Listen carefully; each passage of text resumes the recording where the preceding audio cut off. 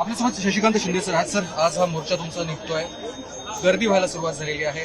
कसा सगळ्या मोर्चाचं स्वरूप असणार आहे? कोण कोण नेते कधी सहभागी? महाराष्ट्राच्या आणि देशाच्या इतिहासामध्ये पहिली क्रांतीचा मोर्चा हा लोकशाही आणि संविधान टिकवण्यासाठी आपण काढलेला आहे. या मोर्चाचा संदेश एवढाच आहे, त्यामध्ये आदरणीय पवारसाहेब असतील, उद्धव ठाकरे असतील, त्यानंतर बाकीचे सगळे नेते मंडळी, राज ठाकरे साहेब वगैरे सगळे आम्ही या ठिकाणी सामील होणार आहोत. मोर्चा आवाज उठवण्याचा एवढाच आहे की आता लोकशाही टिकवायची असेल, संविधान टिकवायचं असेल तर पहिली क्रांती महाराष्ट्रातून होते, लढावी भूमीतून होते आणि मुंबईतून होते. मला वाटतं मोठ्या प्रमाणात हा मोर्चा निघेल याचा विश्वास आहे. मतदानासाठीचा 1 जुलैची ती तारीख होती आणि आता राज्य निवडणूक आयोगाने केंद्र निवडणूक आयोगाला पाठवलंय की 18 तारखेपर्यंत, 11 ऑक्टोबरपर्यंत निदान करावं, पण तिकडून अजून कोणतं उत्तरच येत नाहीये. हे ठरवून आहे, मॅच फिक्सिंग आहे. आता त्यांनी जे 2 निर्णय घेतले,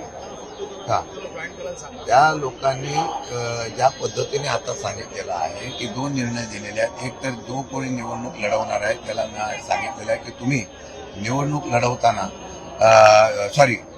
उमेदवारी अर्ज दाखल करताना पुरावे द्यायचे.